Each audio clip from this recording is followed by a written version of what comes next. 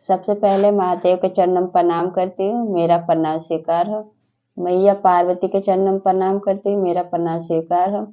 कार्तिक गणेश दोनों भैया के चरणों में प्रणाम करती हूँ, मेरा प्रणाम स्वीकार हो। सभी देवी दुर्गा के चरणों में प्रणाम करती हूँ, मेरा प्रणाम स्वीकार हो। जितने मेरे गुरु भाई बहन हैं, मैं उनको प्रणाम करती हूँ और महादेव से दया मांगती हूँ कि हे महादेव दया कीजिए, सब पर दया कीजिए, पल पल दया कीजिए। आज मैं आपको कथा सुनाने जा रही हूँ। वो बेटा और बेटी का है कि माँ बाप का सेवा कौन करता है, बेटा करता है कि बेटी करता है। कथा बहुत सुंदर है, शुरू से अंत तक सुनिएगा। कथा अच्छा लगे तो मेरे वीडियो को लाइक कीजिएगा, चैनल को सब्सक्राइब कीजिएगा, कमेंट बॉक्स में हर हर महादेव जरूर लिखिएगा, क्योंकि भगवान का नाम बोलने से, लिखने से, सुनने से सब कष्ट दूर होता है। तो कथा ज्यादा से ज्यादा शेयर कीजिएगा, क्योंकि आपका एक लाइक, एक सब्सक्राइब और शिव शिष्य तक पहुंचता है। तो कथा को ज्यादा से ज्यादा शेयर कीजिए और कमेंट बॉक्स में हर हर महादेव जरूर लिखिए। और कथा कभी आधा अधूरा ना सुने, क्योंकि एक तो आधा अधूरा सुनने से ज्ञान नहीं होता है और पूरा उसका अर्थ भी पता नहीं चलता है। तो कथा शुरू से अंत तक सुनिए, कथा बहुत सुंदर है। तो चलिए ज्यादा बातें नहीं करते हुए सुनाते हैं एक सुंदर सी कथा। एक गांव में एक शिव परिवार रहता था। शिव परिवार में पति पत्नी बच्चे, 2 बच्चे थे, एक बेटा और बेटी।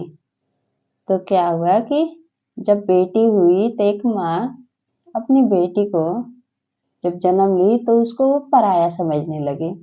वो कहती कि बेटी तो पराया धन है ही, बड़ी हो जाएगी, शादी कर देंगे, अपने घर चली जाएगी। तो क्या करने लगी कि अपने लड़के को पढ़ाने लगी। अब ये सब देख के वो लड़की कहने लगी अपनी माँ से कि माँ मैं भी पढ़ना चाहती हूँ। माँ कहती कि नहीं नहीं, तुम घर का काम करो, कल तुम बड़ी हो जाओगे, शादी होगा तो लोग क्या कहेंगे। इसकी माँ ने कुछ नहीं सिखाया, तुम घर का काम करो। तो लड़की बहुत समझदार थी और वो महादेव का शिव शिष्या थी। तो कहते कि नहीं माँ मैं दोनों काम करूंगी, पढ़ूंगी भी घर का काम भी करूंगी। तो उसकी माँ पहले तो इनकार करती है, लेकिन बहुत उसके आग्रह करने पे वो नाम लिखवा देती है, पढ़ने लगती है लड़की। फिर क्या होता है, धीरे धीरे वो लड़की बड़ी होती है। जब बड़ी होती है तो शादी के युग होती है। जब शादी के युग होती है तो उसकी माँ बोलती है अपने पति से कि ऐसा कीजिए ना, लड़की हमारी बड़ी हो गई है, आप कोई अच्छा सा लड़का देख के लड़की की शादी कर दीजिए। तो उसके पति बोलते ठीक है। फिर उस लड़की के पिता जाते हैं, लड़का देखते हैं और शादी कर देते हैं। संजोग से वो भी शिव परिवार होते हैं, वहाँ के जितने लोग थे सब शिव शिष्या रहते हैं। तो लड़की का शादी हो जाता है।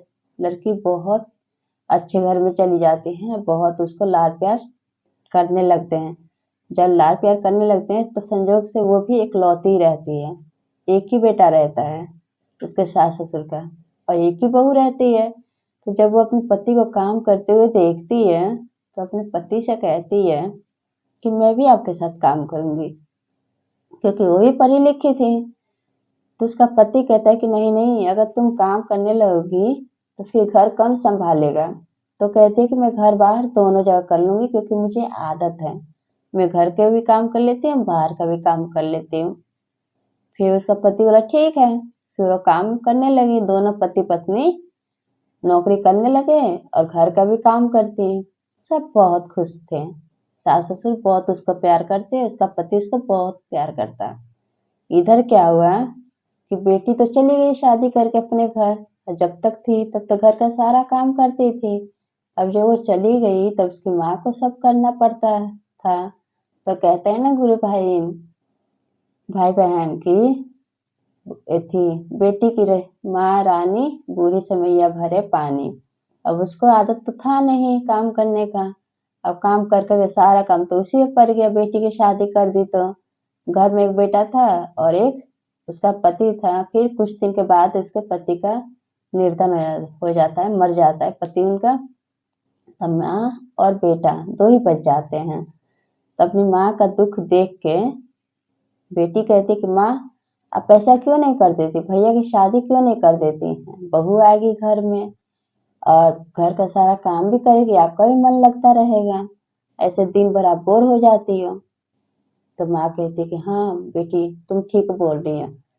तो अपने बेटे से शादी के लिए कहती है, तो उसका बेटा कहता है कि माँ मैं एक लड़की को जानता हूँ जिसे मैं शादी करना चाहता हूँ।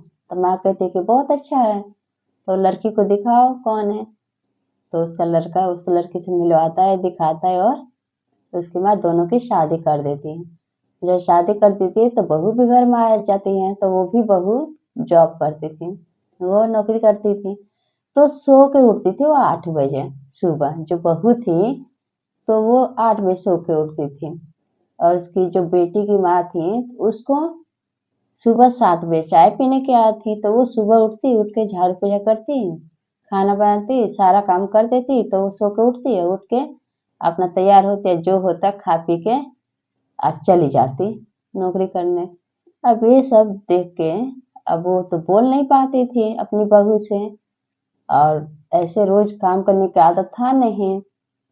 सारा काम वो माँ करने लगी, अब बेटी की शादी कर दी। तो फिर क्या हुआ, आप बहू के पास टाइम ही नहीं होता था वो काम करे। सुबह 8 बजे सो के उठती थी, उसका तैयार होके जो सास बनाती थी खा के चली जाती थी। फिर क्या हुआ कि एक दिन बीमार पड़ गई।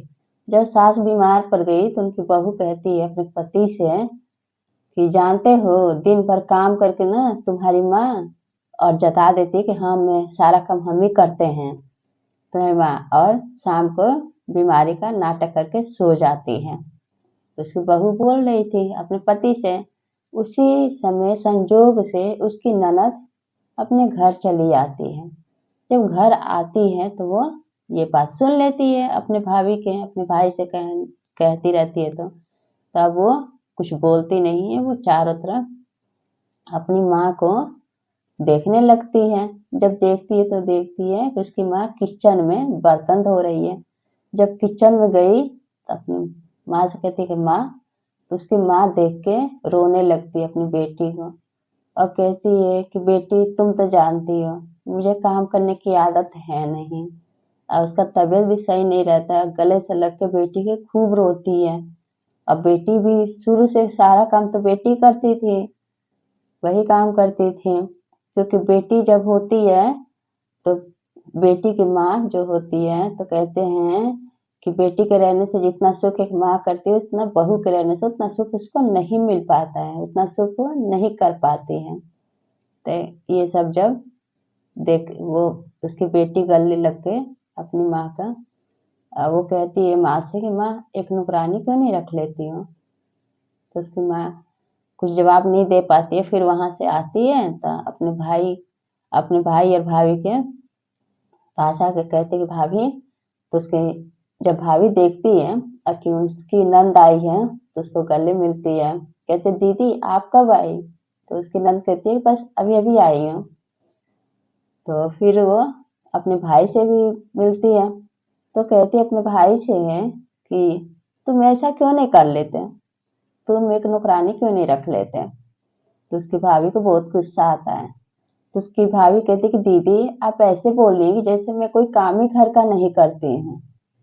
तो उसकी नंद जो है उसका रिश्ता ना खराब हो जाए ननद भाभी का, तो कहती नहीं नहीं भाभी मैं ये नहीं कहना चाहती हूँ, मैं आपसे ये कहना चाहती हूँ कि अगर आप एक नौकर रख लेंगी तो घर का सुबह का आप खुद ही टाइम से नहीं उठती, आप 8 बजे उठती हैं, मम्मी का 7 बजे चाय पीने की आदत है, अब मम्मी का उम्र भी हो गया है, और वो शुरू से ज्यादा काम तो की नहीं है। अपने भाई से बोलती है कि वो तुम्हें तो पता है कि माँ हमारी ज्यादा काम की नहीं है, सारा काम तो मैं करती थी, तो माँ को तो आदत भी नहीं है काम करने का।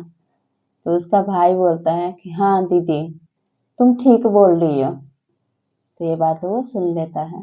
तो सुन लेता है तो उसकी भाभी बोलती है कि नौकरानी रखेंगे तो इतना पैसा कौन देगा। तो बेटी कहती है मैं दे दूंगी, मेरे पति भी कमाते हैं मैं भी कमाती हूँ, मैं दे दूंगी नौकरानी का पैसा, पैसे का तुम दोनों चिंता मत करो। तो उसकी भाभी कहती है, अब उसको शर्म आने लगता है उसकी भाभी को कि मेरी नंद होके बोल रही है कि मेरे घर के नौकरानी रखेगी।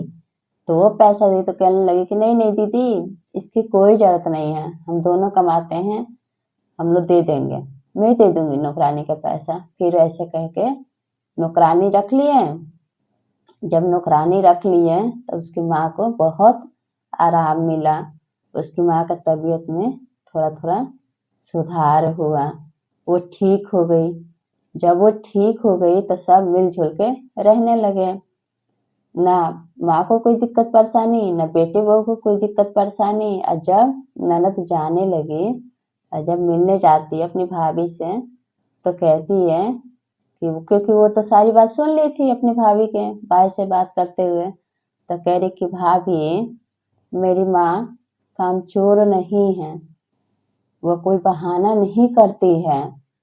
मेरी माँ है तो उसका उम्र हो चुका है, वो बूढ़ी हो चुकी है, इसलिए और सारा काम तो घर का मैं करती थी, तो मेरी माँ कहाँ की है। इस वजह से इतना बोल के वो हंस के अपनी भाभी से गले लग जाती। इससे ये हुआ कि भाभी को भी पता नहीं चला और ननद भाभी का रिश्ता भी खराब नहीं हुआ।